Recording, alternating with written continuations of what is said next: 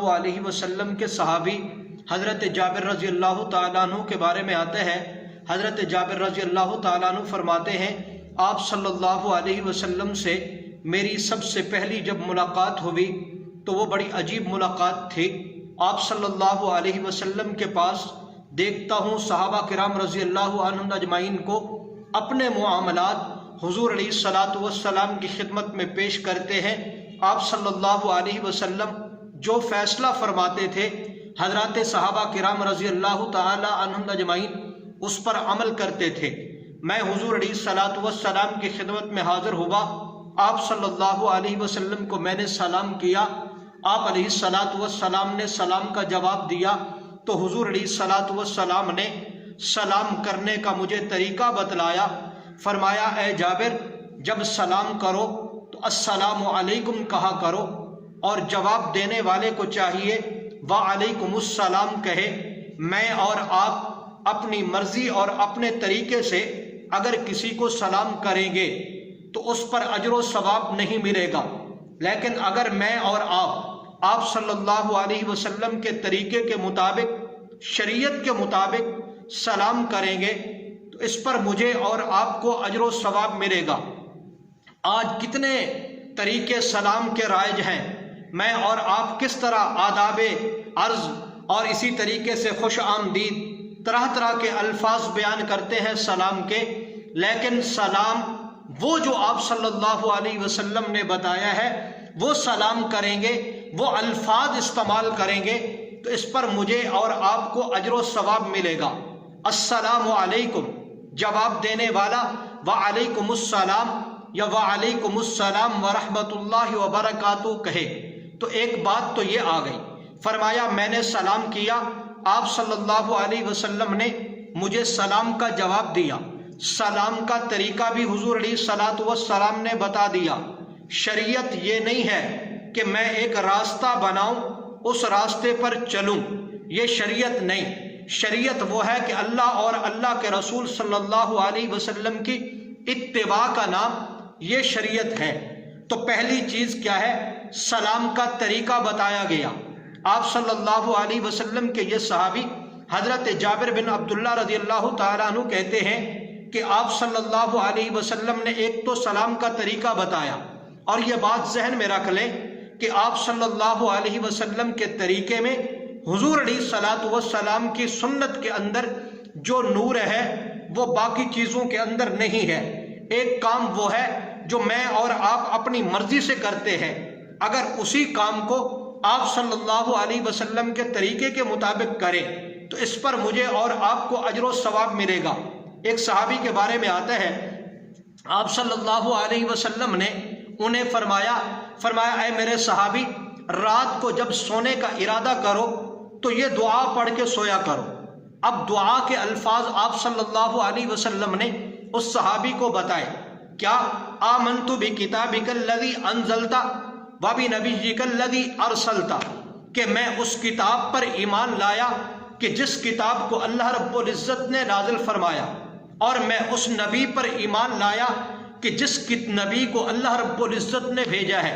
اب حضور علیہ الصلاۃ والسلام نے الفاظ بتا دیے، صحابی چلے گئے۔ کچھ دنوں کے بعد جب وہی صحابی آپ صلی اللہ علیہ وسلم کی خدمت میں حاضر ہوتے ہیں تو آپ صلی اللہ علیہ وسلم نے کیا فرمایا اے میرے صحابی میں نے وہ آپ کو ایک دعا یاد کرائی تھی، وہ دعا تو آپ ذرا مجھے سنائے۔ تو اس صحابی نے دعا کیا سنائی؟ آمنت بکتابک الذی انزلت وبنبیک الذی کی جگہ پہ وبرسولک الذی کہا۔ حالانکہ نبی اور رسول میں زیادہ فرق نہیں ہے، لیکن آپ علیہ الصلاۃ والسلام نے کیا فرمایا؟ جو میں نے الفاظ ادا کیے وہی الفاظ آپ یاد کریں، وابی رسولی کا کی جگہ پہ وابی نبی جکل لدی کو ادا کریں۔ تو آپ صلی اللہ علیہ وسلم نے دعا کا ایک طریقہ، ایک الفاظ بیان کر دیے، تو وہی الفاظ بیان کرنے چاہیے، نہ کہ ان الفاظوں کے اندر کوئی رد و بدل، کوئی تبدیلی کرے۔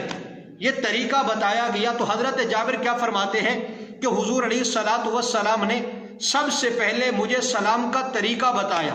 اب آپ دیکھیں حضرت ابو بکر صدیق رضی اللہ تعالیٰ عنہ، حضرت سیدنا عمر فاروق رضی اللہ تعالیٰ عنہ کے بارے میں آتا ہے آپ صلی اللہ علیہ وسلم رات کو گشت کر رہے ہیں، تہجد کی نماز کا وقت ہے۔ حضرت ابو بکر صدیق رضی اللہ تعالیٰ عنہ کو آپ صلی اللہ علیہ وسلم نے دیکھا کہ تہجد کے نوافل پڑھ رہے ہیں، تہجد کے نوافل میں قرآن مجید فرقان حمید کی تلاوت آہستہ کر رہے ہیں۔ آگے گئے، حضرت سیدنا عمر ابن خطاب رضی اللہ تعالیٰ عنہ تہجد کے نوافل پڑھ رہے ہیں، قرآن مجید فرقان حمید کی تلاوت کرتے ہیں تو بلند آواز سے قرآن کی تلاوت کر رہے ہیں۔ صبح ہوئی، حضرت ابو بکر صدیق بھی تشریف لائے، حضرت سیدنا عمر ابن خطاب رضی اللہ تعالیٰ عنہ بھی تشریف لائے، تو آپ صلی اللہ علیہ وسلم نے کیا فرمایا؟ اے ابو بکر، میں نے آپ کو دیکھا کہ تہجد کے نوافل جب آپ پڑھ رہے تھے تو تہجد کے نوافل کے اندر قرآن کی تلاوت آہستہ کر رہے تھے۔ اے عمر، میں نے آپ کو دیکھا آپ قرآن کی تلاوت کر رہے تھے تہجد کے نوافل کے اندر تو بلند آواز سے کر رہے تھے۔ تو حضرت ابو بکر صدیق رضی اللہ تعالیٰ عنہ نے کیا فرمایا؟ یا رسول اللہ صلی اللہ علیہ وسلم، میں تلاوت آہستہ اس لیے کر رہا تھا کہ جس کو میں سنانا چاہتا تھا وہ میری آہستہ والی آواز کو سنتا ہے، اسی لیے مجھے بلند آواز سے تلاوت کرنے کی ضرورت نہیں تھی۔ حضرت عمر سے پوچھا آپ نے بلند آواز سے تلاوت کیوں کی؟ تو حضرت عمر رضی اللہ تعالیٰ عنہ نے کیا فرمایا؟ فرمایا یا رسول اللہ صلی اللہ علیہ وسلم، سوئے ہوئے کو جگا رہا تھا، شیطان کو میں بھگا رہا تھا، اسی لیے میں بلند آواز سے تلاوت کر رہا تھا۔ اب آپ صلی اللہ علیہ وسلم نے دونوں سے کیا فرمایا؟ حضرات محدثین فرماتے ہیں کہ اس کے اندر حکمت تھی۔ اللہ رب العزت کو آپ صلی اللہ علیہ وسلم قرآن کی اس آیت پر عمل کرانا چاہتے تھے، وَلَا تَجْهَرْ بِصَلَاتِكَ وَلَا تُخَافِتْ بِهَا وَابْتَغِ بَيْنَ ذَلِكَ سَبِيلًا، کہ ابو بکر تم آہستہ آواز نہیں، ذرا بلند آواز سے تلاوت کیا کرو، اور عمر آپ بلند آواز کی بجائے ذرا متوسط آواز کے اندر قرآن کی تلاوت کیا کرو۔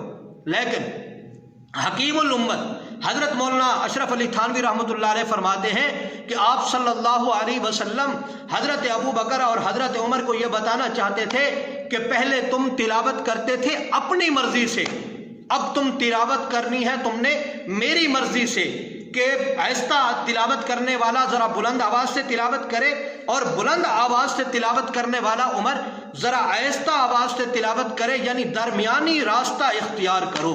تو حضرت جابر رضی اللہ تعالیٰ عنہ کیا فرماتے ہیں کہ آپ صلی اللہ علیہ وسلم نے سب سے پہلے تو مجھے سلام کا طریقہ بتایا، سکھلایا۔ اس کے بعد حضرت جابر رضی اللہ تعالیٰ عنہ کہنے لگے کہ اے اللہ کے رسول، سنا ہے کہ آپ اللہ کے رسول ہیں، ایسے ہی ہے، کیا آپ اللہ کے رسول ہیں؟ تو آپ صلی اللہ علیہ وسلم نے فرمایا ہاں میں اس اللہ کا رسول ہوں کہ جب تمہیں کوئی تکلیف پہنچتی ہے، کسی مصیبت کے اندر مبتلا ہوتے ہو، تو اس مصیبت اور تکلیف کو دور کرنے کے لیے جس کو پکارتے ہو، میں اس خدا کا، اس رب کا کیا ہے، نبی ہوں۔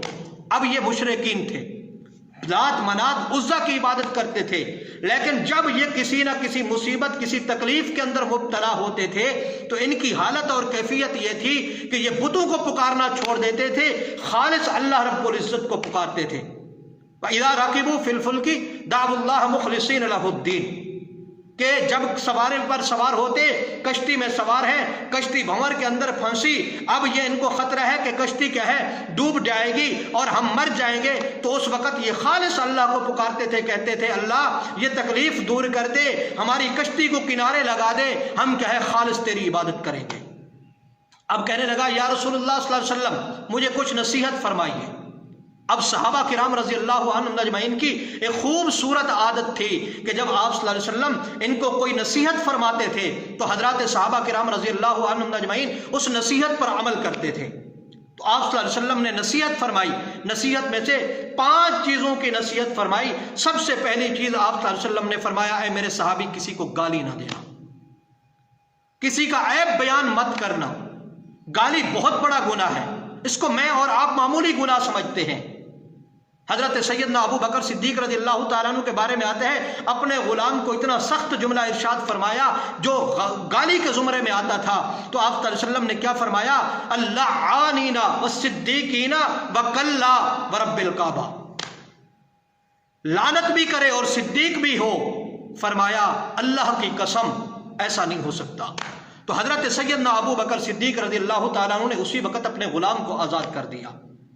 تو جب آپ صلی اللہ علیہ وسلم کے صحابی حضرت جابر رضی اللہ تعالیٰ عنہ نے یہ سنا کہ حضور فرماتے ہیں کسی کو گالی نہ دینا، یہی حضرت جابر رضی اللہ تعالیٰ عنہ فرماتے ہیں اللہ کی قسم انسان تو دور کی بات ہے، اس کے بعد میں نے کبھی کسی جانور کو بھی گالی نہیں دی۔ ایک آدمی برا عمل کر رہا ہے تو اس کے اس برے عمل سے نفرت کرو، یہ نہیں کہ آپ برے عمل کرنے والے سے آپ نفرت کریں، نہیں، اعتبار تو خاتمے کا ہے، نہیں معلوم اس کا خاتمہ ہو سکتا ہے ایمان اور اعمال صالح پر ہو جائے۔ جس کو میں اور آپ برا سمجھ رہے ہیں کل کو وہ توبہ کر لے، توبہ کے بعد ایمان اور اعمال صالح والی زندگی گزارے اور اس حالت میں اسے موت آ جائے تو کیا ہے، وہ تو بہت اونچے مقام پر چلا گیا۔ تو برائی سے نفرت کرو، شرابی ہے شراب سے نفرت کرو، شرابی سے نفرت مت کرو، زانی ہے زنا سے نفرت کرو، زانی سے نفرت مت کرو۔ خاتمے کا کوئی پتہ نہیں ہے۔ ایک اللہ والے کے بارے میں آتا ہے نا، جا رہے تھے راستے میں ایک آدمی ملا اور اس کے ہاتھ کے اندر، آدمی کے ہاتھ میں کتا تھا، اس نے کیا کہا کہ اے اللہ کے والو، اے بزرگوں یہ بتاؤ کہ آپ اچھے یا میرا کتا آپ سے اچھا۔ اب یہ کتنا سخت جملہ ہے، لیکن اس بزرگ نے برداشت کیا، صبر کی، تحمل دیکھیے، انہوں نے بڑا پیارا جملہ فرمایا اگر میں ایمان اور اعمال صالح کی حالت میں اس دنیا سے رخصت ہو گیا تو پھر میں آپ کے کتے سے بہتر ہوں، اور اگر میں ایمان اور اعمال صالح کی حالت میں نہ مرا، کفر کی حالت میں مر گیا تو پھر مجھ سے آپ کا کتا بہتر، کیونکہ کتے نے تو جہنم میں جانا ہی نہیں ہے۔ تو خاتمے